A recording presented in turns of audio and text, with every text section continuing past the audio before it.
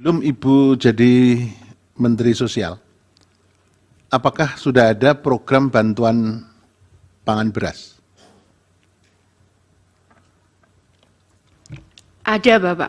Waktu itu yang menyalurkan siapa?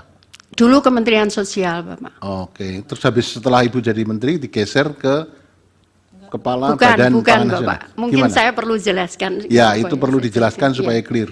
Jadi begini, Pak. Waktu itu sebetulnya diberikan kepada Kemensos.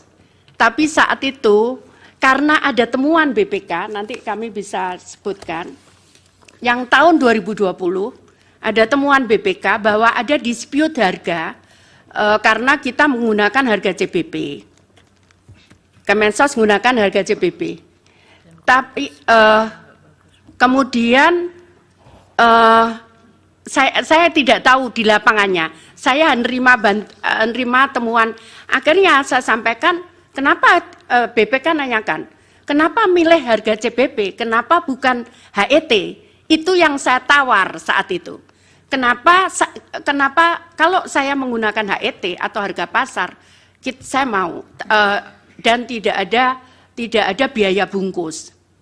Kemudian ternyata nggak bisa, harus menggunakan dana CBP. Akhirnya kami pun tidak mau karena saya juga khawatir ada temuan kalau menggunakan dana menggunakan harga CBP, saya sampaikan begitu. Oke, jadi karena ada persoalan, kemudian Ibu sendiri yang Ya, menyatakan keberatan, ya, terus betul. kemudian oleh Bapak Presiden digeser ke penanganannya Kepala Badan Saya Pangan tidak Nasional. tahu, mohon maaf, saya tidak tahu Oke. kemananya. Mungkin Ibu Menteri Keuangan tahu atau Pak Menko Ekwin?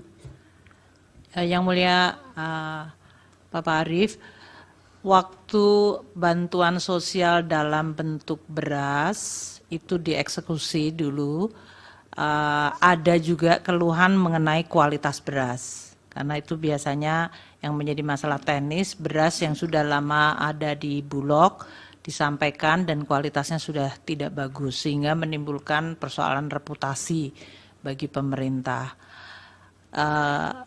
Pada saat peralihan menjadi bantuan dalam bentuk cash itu dilakukan untuk PKH dan kemudian bantuan pangan sembako, tapi dalam hal ini diberikan tetap tanpa dalam bentuk beras atau in kind, tapi cash kemudian untuk menciptakan perputaran ekonomi di masing-masing daerah.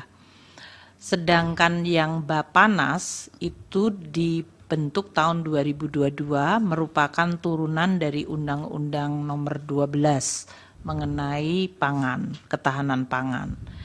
Itu tujuannya memang cukup luas, kalau tadi saya sampaikan di dalam presentasinya, termasuk di dalamnya adalah stabilisasi dari harga pangan, namun tidak hanya dari sisi harga, tapi juga pengadaan dan juga jumlah stok, distribusi, dan bahkan antar daerah.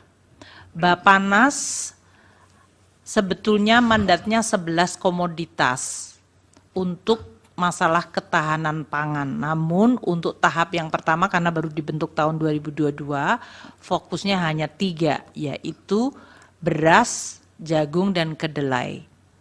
Nah, untuk yang beras ini tentunya begitu masuk masalah ada El Nino, jumlah kurang, makanya koordinasi Bapanas dengan Bulog mengenai pengadaan beras bisa dari dalam dan dari luar negeri apabila jumlah stoknya tidak ada atau tidak mencukupi. Demikian. Ya. Jadi memang itu dibuat di dalam rangka ketahanan pangan termasuk nasional, stabilisasi harga.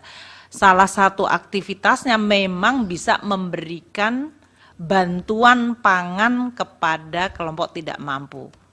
Itu sebagai salah satu aktivitas, tapi fokusnya sebetulnya adalah untuk stabilisasi harga dan untuk ketahanan pangan. Oke, terima kasih Ibu Menteri Keuangan, Ibu Menteri Sosial. Terima kasih. Download Tribun X sekarang. Menghadirkan lokal menjadi Indonesia.